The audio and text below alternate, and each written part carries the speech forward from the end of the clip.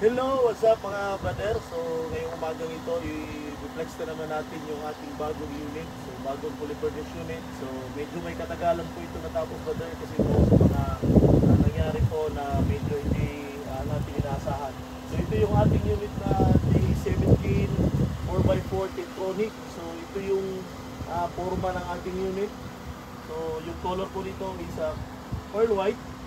And then power window at saka power mirror na po ito mga kabro. At saka yung inclusion ng ating customer is basic setup lang ito. So yung basic setup natin mga kabro, may kasama na tayong Japan mags and tires. So ito po yung kanyang Japan mags and tires. So bago po yung gulong nito mga kabro, mags niya is Japan.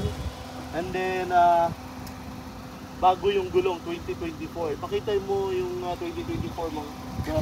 Ito yung 2024 na gulong. So bagong-bago yan mga bro. And then yung mags niya is surplus lang. So hindi siya, yung customer is ayaw niyang ipa-paint. So hindi natin pinaint kasi ayaw niya. Pero gusto niya is yung stock lang na mags. So wala na siyang babayaran o wala na kayong babayaran sa mags at tires kasi free na ito sa basic setup natin sa day 17. So ito yung ating mga free din po, yung ating mga chrome na headlight chrome. Yan, free na ito sa ating unit. And then ito, dalawa siya. And then actually yung ating unit, original na po yung kanyang plate number or plaka. So tingnan natin yung loob ng kanyang unit. So ito yung loob ng kanyang unit. So yan mga bro, may free tayong stereo, 7 inches stereo, at saka may free dashcam din tayo mga bro. So ito is pinakabit na ni customer, yung kanyang camera. And then may free din, may additional din siyang temperature gauge. So dito nakalagay yung RPM, temperature gauge, at saka kung mag-overheat yung unit mo, makikita mo dito kung nasa warning na yung unit. So ito is talagang pag mga power window, power mirror, may compartment sa taas. Ito is pwedeng lagayan ng mga gamit, ano yung gusto mong ilagay.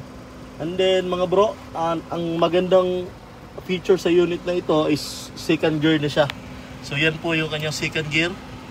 So i-press lang natin ito, so makikita natin sa dashboard ang kanyang second gear. Yan po yung kanyang second gear. And then 4x4 na din po ito mga kabro, 4x4. So i-press mo siya, makikita mo yung 4x4 sa loob. Yan, nakalagay po yung 4x4. So yung mga ilaw na yan mga bro, yan yung mga traction niya. So normal yan pag hindi natin kinakabit yung RBS niya. So hindi natin kinakabit kasi may mga customer na ayaw lang ikabit kasi delikado din yan. Kasi yung RBS kasi pag hindi ka marunong gumamit, talagang delikado din yan. So ito yung kanyang power window. So naka auto fold na ito. Ito auto fold. Yan, auto fold yung kanyang power mirror. At saka pwede nating i-adjust. So yan, pwedeng ma-adjust. Yan, pwedeng i-adjust yung kanyang mirror. So power window na rin po siya. Yan, power window. So built-in na po sa kanyang unit. So sa kabila, yan po, sa kabila, gumagana po yung ating power window. So, naka-central lock na rin po siya, mga kabro. Central lock na siya. So, isang lock dito sa may driver side, maglalak na lahat ng pintuan. Okay? So, yung kanyang upholstery, mga bro, free na ito sa ating basic setup. Naka-leather type ito na upholstery. So, makapal siya,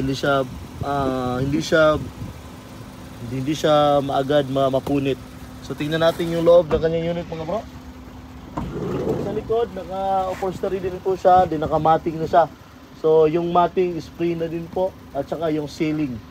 So ito po yung ceiling. So ito is free din natin nilagay itong fan niya para may alala yung aircon niya. So actually yung aircon nito is naman siya, malamig naman, pero mas maganda may fan para in case po na gusto mong hindi mag-aircon, mag-fan lang, okay lang siya. So, ang unit na ito mga bro is ordinary seat lang. Kaya straight seat sa likod. And then pwede siyang i-fold. Then pwede mo siyang ligpitin. Tulad nito, yan. So yan po yung kagandahan sa unit na ito mga bro. Kasi pwede siyang ligpitin, pwede mong higaan, pwede mong lagyan ng gamit, pwede mo siyang maging room kung wala kayong room sa isang area. So yan ang maganda sa straight seat. So okay din naman na sa captain seat, pero hindi ganito kaganda na pagka flat yung kanyang upuan sa likod. So yan po yung ating video for today mga kabro. So thank you for watching. Thank you. Bye bye.